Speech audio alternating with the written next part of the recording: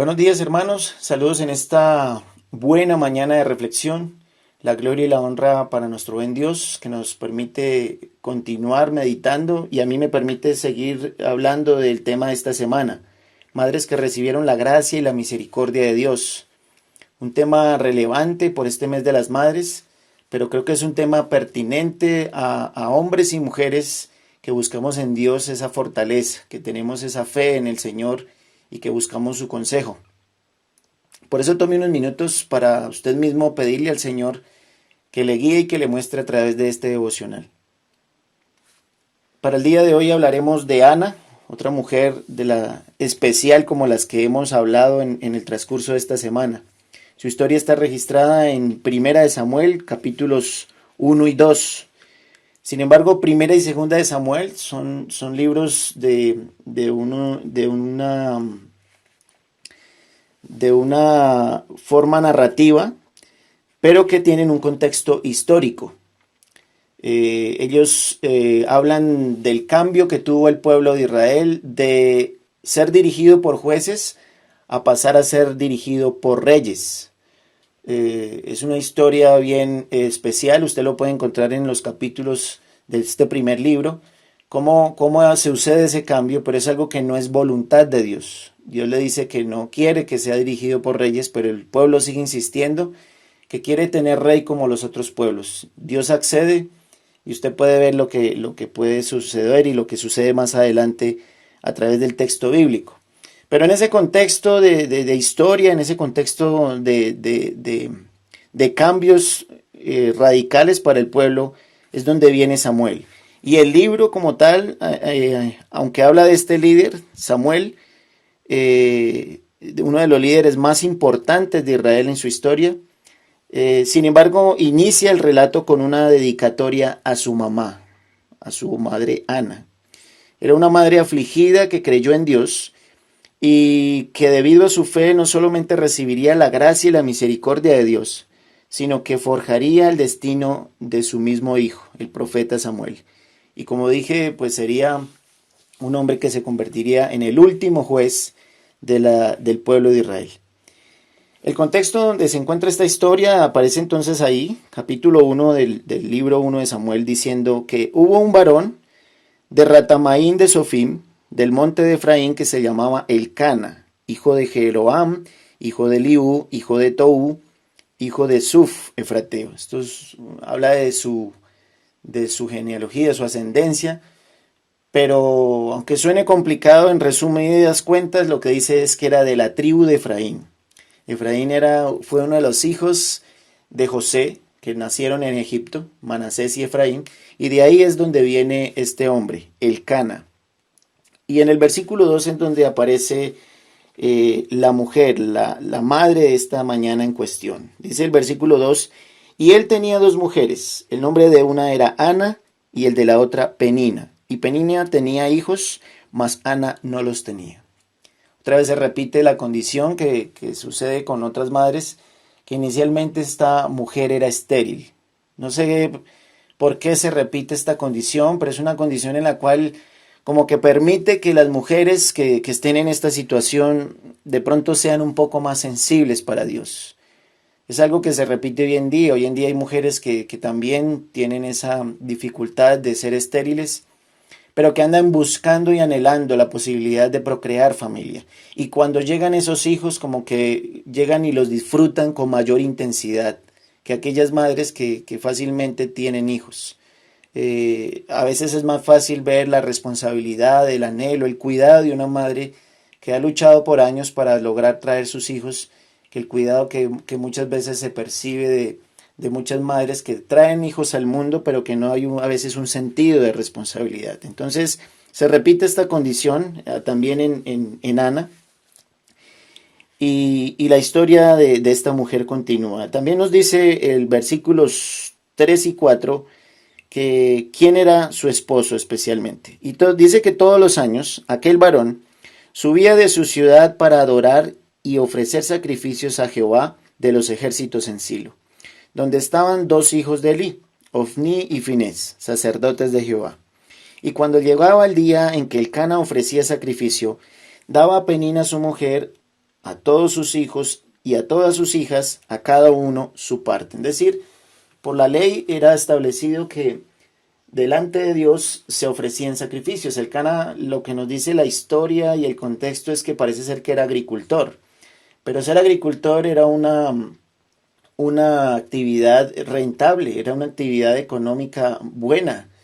Y al permitir que este hombre se desplazara con toda su familia a un lugar de adoración implicaba que pues era un hombre de dinero y que siendo un hombre de dinero pues entonces respetaba la ley, era judío, respetaba la ley, pero dice que daba ofrenda a cada uno de sus hijos y a su esposa. Pero miren el versículo 5 que muestra cuál era la actitud del Cana frente a Ana. Pero Ana daba una parte escogida.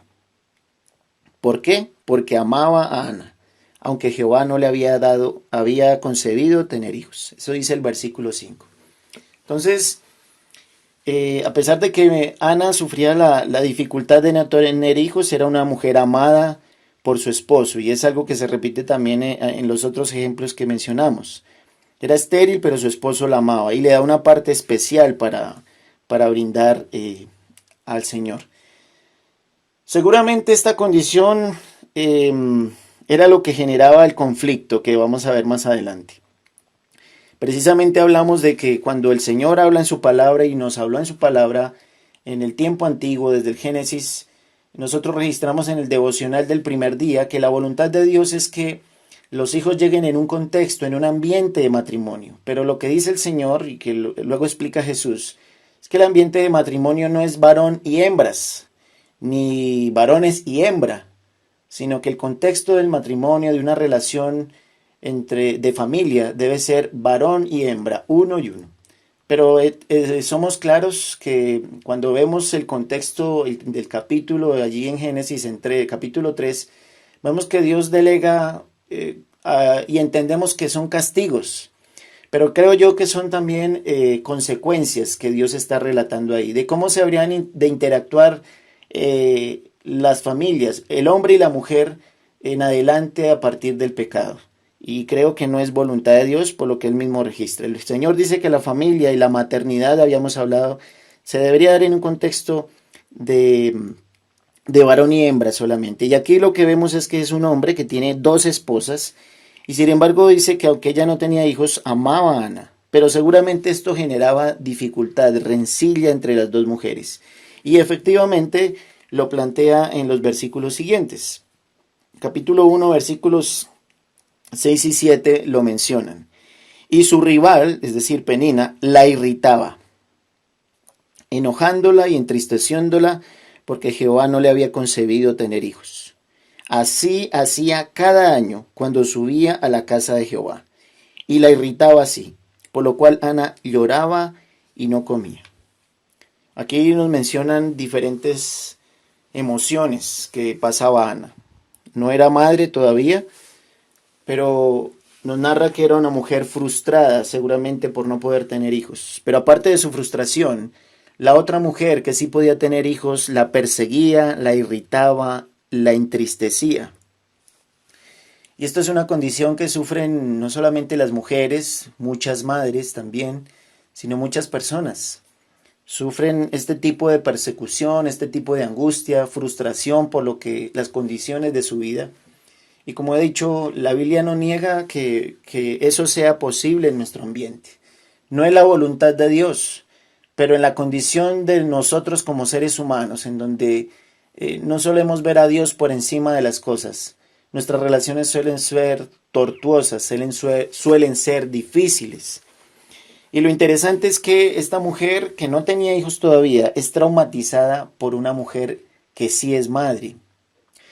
Esperaríamos que una mamá tendría todos los mejores anhelos y deseos y los buenos anhelos, no solamente para sus hijos, sino para la vida misma. Pero es claro que así como encontramos mamás especiales, también hay mamás terribles. Y aquí encontramos una de ellas. Obviamente había una dificultad entre ellas, seguramente había una lucha por ser de pronto más agradables a su esposo. Pero igualmente es una mujer afectando a otra mujer. Una mujer que en vez de ser solidaria con la otra es su verdugo. Entonces, es una situación que vemos hoy en día también. La escritura no solamente, como dije anteriormente en un devocional, no solamente nos habla bonitas cosas de Dios, sino que representa quiénes somos nosotros como seres humanos. Que a veces no nos importa estar en la misma condición de otro ser, sino que tenemos la tendencia a estar por encima de otros, a querer subyugar a otros. Y este es el caso de esta madre que era subyugante de otra mujer, que no podía tener hijos. La actitud que tenía esta mujer también dice que la hacía llorar. Termina el versículo 6 diciendo en el cual nos termina hablando de que esta mujer lloraba. El versículo 7, perdón. Ana lloraba y a tal punto era su aflicción que no comía. Eso es una condición que también sucede en momentos de aflicción.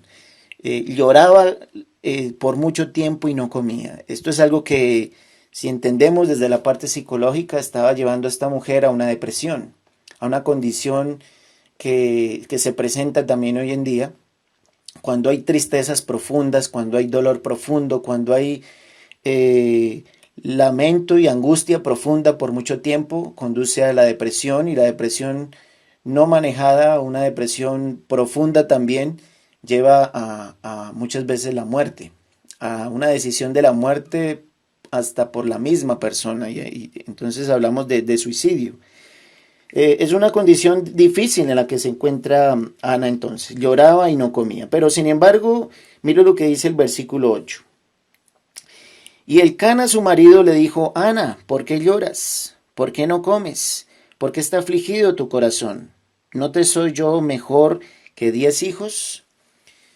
Aunque suene de pronto un poco prepotente la actitud de Elcana, lo que nos dice el contexto del versículo 5 es que Elcana amaba a su esposa, Elcana amaba a esta mujer.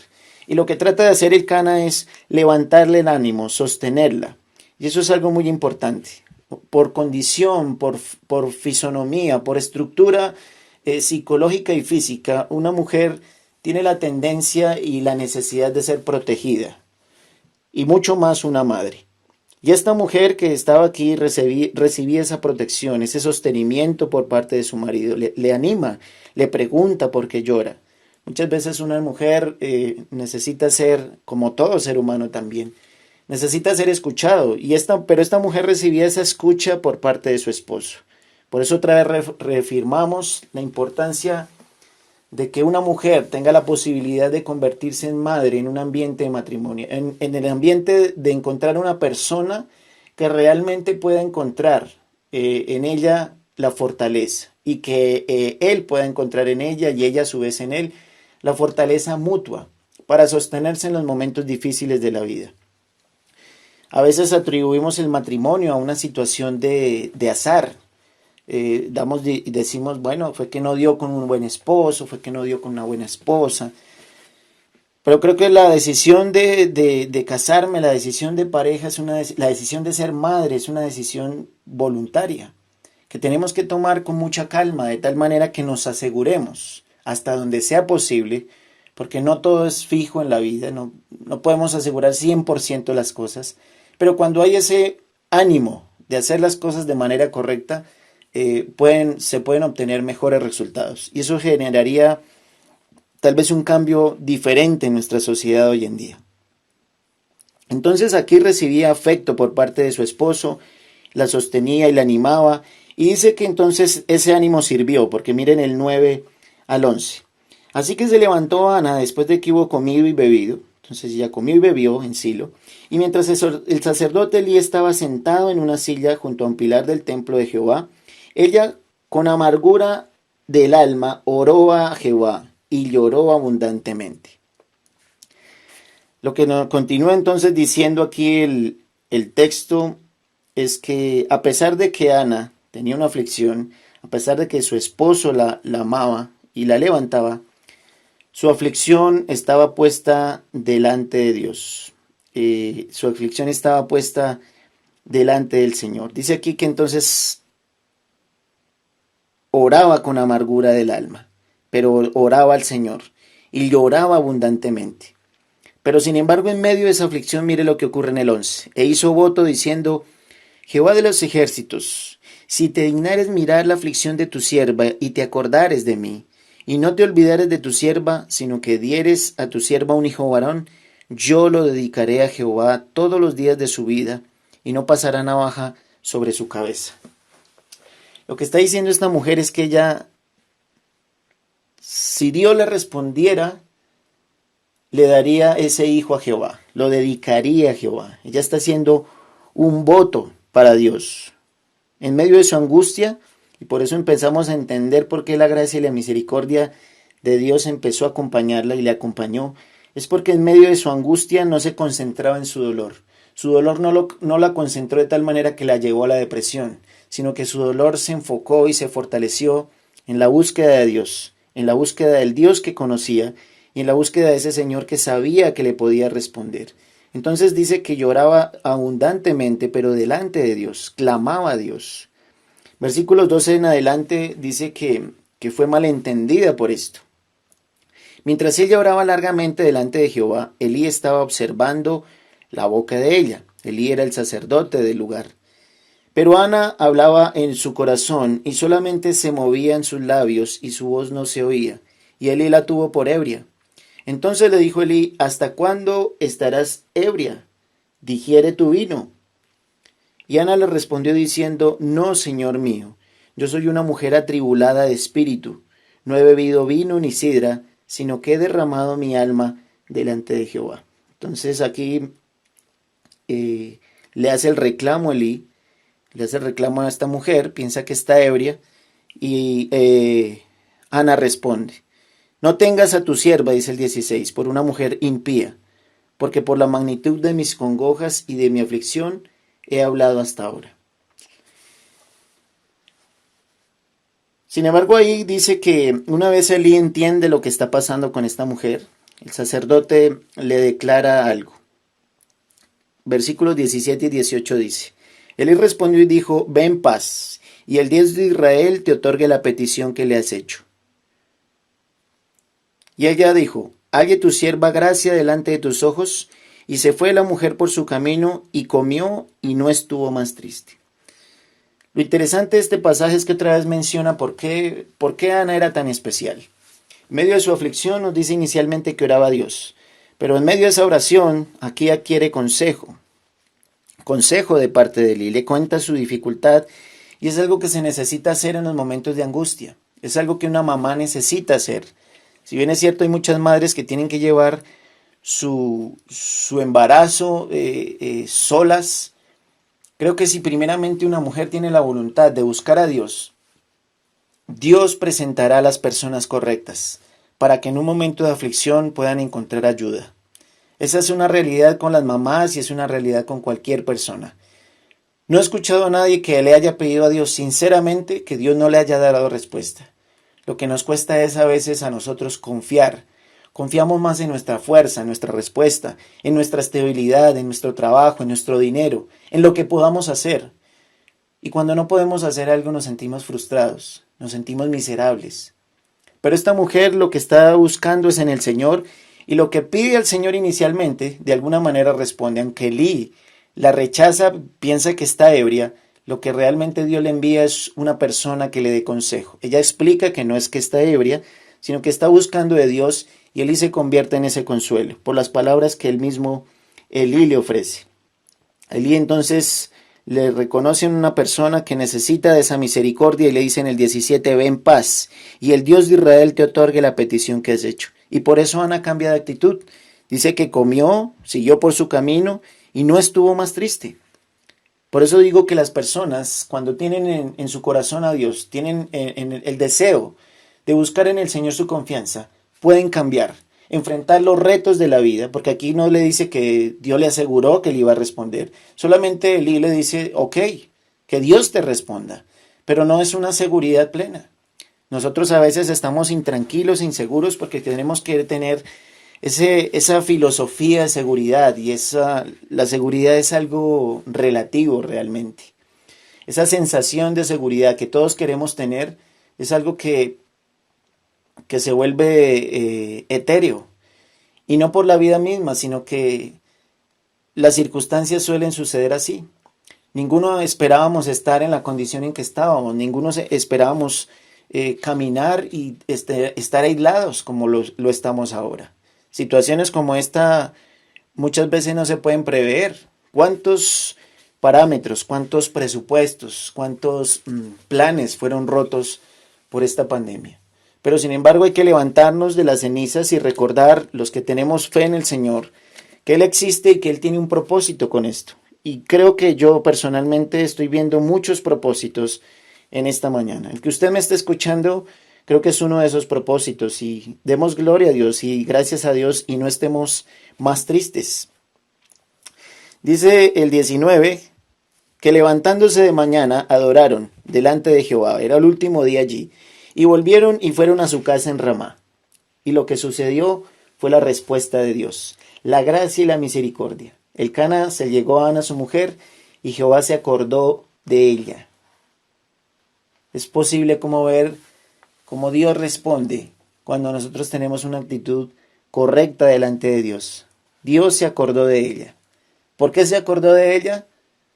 No porque era una mujer insulsa, no porque era una mujer que solo lloraba, no era solo una mujer que se afligía, sino fue una mujer que se afligió delante del que tenía que afligirse. Con Penina no sabemos cómo le respondía. Simplemente parece ser que soportaba la situación.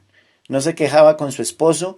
Su ruego, su lucha, su labor estaban delante de Dios, no en las circunstancias. Y eso nos muestra una actitud sabia de Ana, una actitud que descansaba en quien verdaderamente debería descansar. Y Dios ve eso y se acuerda de nosotros, cuando tenemos una verdadera confianza en Él. Lo que nos dice el versículo 20 también es que ella cumplió y entonces fue bendecida por el Señor. Aconteció que al cumplirse el tiempo, después de haber concebido Ana, dio a luz un hijo y le puso por nombre Samuel, diciendo: por cuanto lo pedí a Jehová. Otra cosa que se repite en las mujeres de Dios es que los nombres muchas veces de sus hijos vienen precisamente de su historia, del destino que responden, del destino que cumplen en Dios.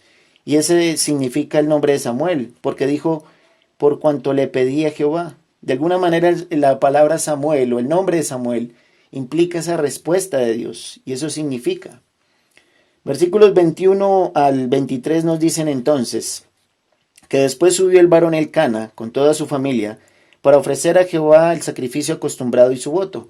Pero Ana no subió, sino dijo a su marido: yo no subiré hasta que el niño sea destetado, para que lo lleve y sea presentado delante de Jehová y se quede allí para siempre.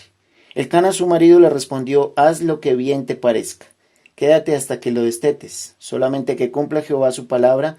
Y se quedó la mujer y crió su hijo hasta que lo destetó. Aunque nos habla aquí de una etapa de destetamiento, nosotros tenemos que ser sabios por la escritura y por lo que la misma ciencia ha avanzado en entendimiento. Lo que nos dice la escritura es que nosotros tenemos una gran responsabilidad. Las madres tienen una gran responsabilidad cuando traen hijos al mundo. Tienen que ver qué van a hacer con ellos. La mayor bendición para un hijo no es solamente la herencia que le voy a dejar, el dinero que le voy a dejar, la casa que le voy a dejar.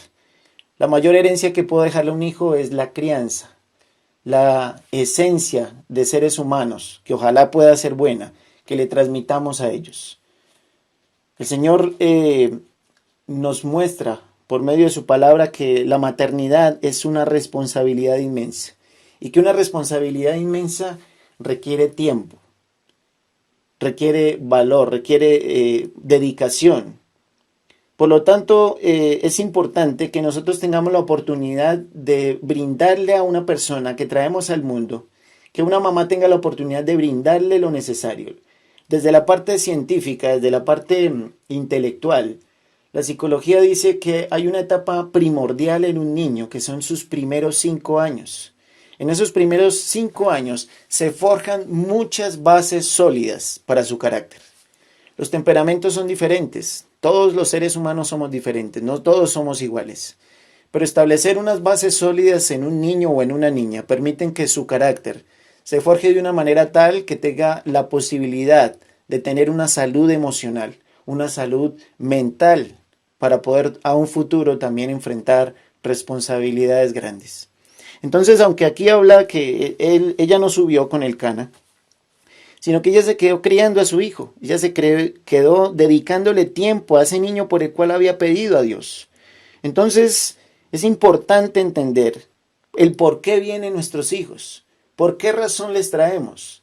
La mejor fundamentación que le podemos entregar a un niño es nuestra vida, nuestra fe misma. Cuando nosotros partamos de esta tierra, que es algo que nos menciona el Señor, que no nos llevaremos ni oro, ni plata, ni casas, ni carrera, ni dinero, ni vehículos, sino que lo único que nos llevaremos de esta tierra son las relaciones que hicimos. Y qué bueno poder entonces invertir lo necesario en un hijo o en una hija, para que el día que nosotros tengamos la oportunidad de partir podamos estar tranquilos de que entregamos lo útil y necesario para que esa persona tuviera las bases firmes que necesita. Y mucho más pensando en la fe que nos acompaña. Es una de las bases firmes que podemos entregarle. Entonces, Ana dedicó ese tiempo a la crianza de su hijo. Y lo que nos dice más adelante es que ella cumplió el voto a Jehová. No solamente recibió la bendición, sino que cumplió las palabras que le había dicho a Dios. Cumplió su voto de confianza a Dios. Versículos 24 en adelante dicen: después que lo hubo destetado, lo llevó consigo con 3 becerros, un efa de harina, una vasija de vino, y lo trajo a la casa de Jehová en Silo, y el niño era pequeño. Y matando el becerro, trajeron el niño a Elí. Y ella dijo: oh Señor mío, vive tu casa, Señor mío, yo soy aquella mujer que estuvo aquí junto a ti orando a Jehová. Por este niño oraba, y Jehová me dio lo que le pedí. Yo pues lo dedico también a Jehová todos los días que viva. Será de Jehová. Y adoró allí a Jehová. Entonces, qué importante ver a esta mujer que hace un voto de confianza al Señor y cumple con el Señor. A veces nosotros pedimos muchas cosas a Dios, entre esas los hijos, pero pedimos solamente para nosotros y a Dios no le cumplimos. Dios nos responde y nos bendice, pero a veces nosotros, cuando ya tenemos la bendición, no tenemos la oportunidad de retribuir esa bendición a Dios. Y creo que si los hijos van a ser un ejemplo andante de que la misericordia y la gracia de Dios puede venir a nosotros, puede venir a usted como mujer, como madre, y que es necesario entender que ese hijo, esa hija, es una responsabilidad más por la cual dar cuenta a Dios y que nos muestra que Dios está presente y que Dios tiene grandes bendiciones para nosotros que podemos nosotros mismos transmitir activamente hacia nuestros hijos. Ana cumple sus votos y lo que sigue más adelante, que el tiempo no lo da, es para que usted lea el cántico de Ana, la forma en la cual ella agradece a Dios y alaba a Dios. Una mujer que está por allá afligida, angustiada, entristecida, perseguida, recibe la voluntad de Dios y emite un canto que aparece registrado para la humanidad y que usted y yo, después de siglos de existencia, estamos leyendo. Estamos leyendo la bendición de una mujer que creyó en Dios y por la gracia y la misericordia de Dios alaba al Señor de la manera que lo hace en el capítulo 2. Que Dios les bendiga, que Dios nos bendiga, que Dios nos permita seguir fortaleciendo nuestras relaciones, que Dios bendiga a las madres que en este momento están en la oportunidad de brindar bendición, gracia y fortaleza también a sus hijos. Que Dios nos siga hablando. Recuerden que si hay algo que mencionar, algo que reflexionar, lo pueden hacer a través de este medio y comunicarse conmigo y poder charlar si hay alguna dificultad o pregunta. Que Dios les bendiga y que Dios sea hablándonos en nuestro tiempo.